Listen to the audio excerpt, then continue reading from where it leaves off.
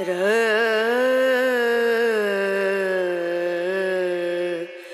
No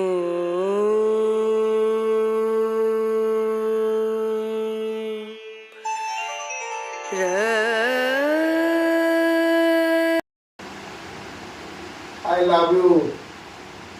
কেমন আছো বন্ধুরা? রূপারানীর নতুন একটা ব্লগে তোমাদের সকলকে স্বাগতম। আর দেখো সকাল সকাল তোমাদের কি দেখাচ্ছি, কতগুলো বানর এসছে, এসে এই কাণ্ড করছে, তো তোমাদের সাথেও একটু শেয়ার করলাম। আর দেখো একদম টাটকা একটা মাছ জল থেকে সদ্য তোলা বেঁচে আছে, তো কিরাম লাফাচ্ছে দেখো, একবার সব উল্টে পাল্টে দিচ্ছে।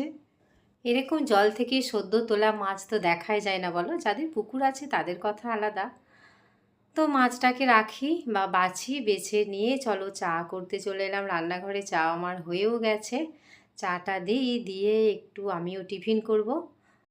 আর এই মুহূর্তে বাপনকে চা দিচ্ছিলাম, তো সেই সময় যে মাছ বিক্রেতা আছে আমাদেরকে মাছ দেয়, তো উনিও বাড়িতে এসছিলেন, তো ওনার জন্যও আবার 1 কাপ বানালাম। তারপর তাকে দিয়ে আবার এই যে হালকা করে একটু টিফিন করছি। আর এই যে এটা একদম পাখির প্রিয় খাবার কিনে নিয়ে আসা হয়েছে।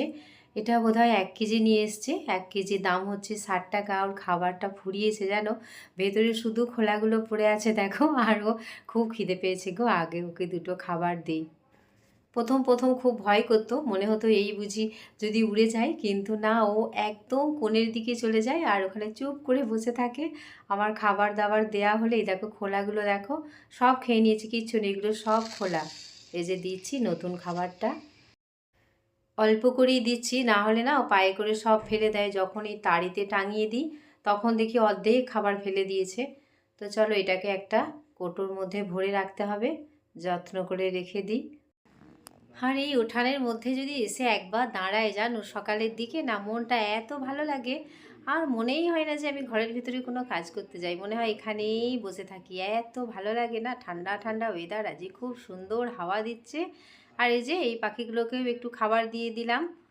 প্রতিদিনের রুটিন এটা আমার থাকে, তোমরা জানো, ভীষণ ভালো লাগে জানো তো, এদেরকে দুটো খেতে দিয়ে না মনটা অনেকটা শান্তি পায়। আর হচ্ছে কয়েকদিন চান করানো হয়নি, আর এই জলটাও একটু পাখির চেঞ্জ করে দিচ্ছি, আর চান করিয়ে দিচ্ছি আজকে একটু, দিয়ে একটু রোদ রোদ উঠলে না এই রোদের দিকে একটু দিয়ে দেব।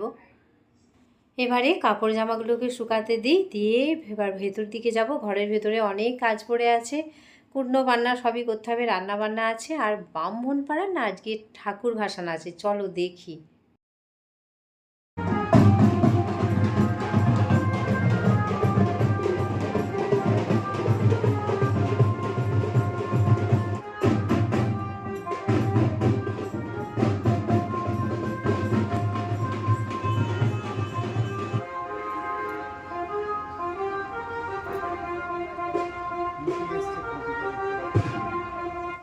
আর এর মধ্যেই আমি রান্নাবান্নাগুলোও করে নিয়েছি, কিন্তু কোনো ভিডিও করা হয়নি।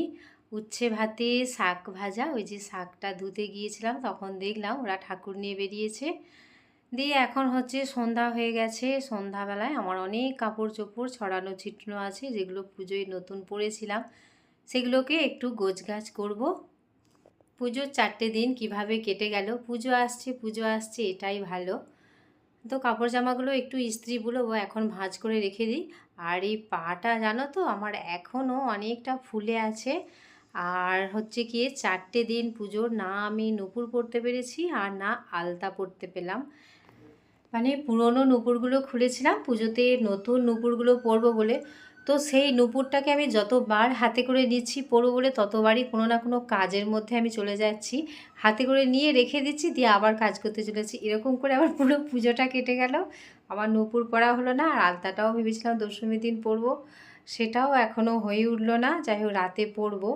আর এই যে এখন একটু মাংস চাপিয়ে দিয়েছি, তো মাংসটা এক পাহাড়ি এলাকায় এরকম করে চিকেন রান্না করে, তো সেই স্টাইলেই রান্নাটা করছি। এই যে 2টো রসুন দিয়েছে, আর এটা হচ্ছে একটু ম্যারিনেট করে রাখা ছিল, মানে আদা রসুন পেঁয়াজ কাঁচা লঙ্কা ক্যাপসিকাম এই সমস্ত, আর তাছাড়া গুঁড়ো মশলাগুলোও দিয়েছি, যেগুলো লঙ্কা হলুদ, তারপরে হলুদ গুঁড়ো লঙ্কা গুঁড়ো জিরা গুঁড়ো কাশ্মীরি লঙ্কা, এই সমস্ত মশলাগুলো দেয়া হয়ে গেছে, দিয়ে ভালো করে কষতে দিয়ে এই যে পেঁয়াজ দুটো এখনও গোটা রেখে দিয়েছি, তো ওটা কখন দেবে আমি জানি না। আর এদিকে আমি ভাতটা চাপিয়ে দিয়েছি, ভাতটাও হচ্ছে আর মাংসটাও এদিকে নাড়াচাড়া করছি, দুদিকেই চলছে রান্না।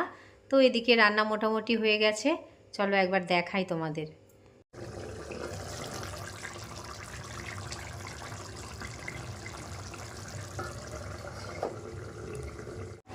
দেখতে পাচ্ছি গোটা রসুন আর গোটা পেঁয়াজ। এটা পাহাড়ি এলাকার লোকেরা খেতে পছন্দ করে, এদের কাছ থেকে শেখা এগুলো পাহাড়ি লোকেদের কাছে, শিলিগুড়ি দার্জিলিং ছেলেদের কাছ থেকে শেখা।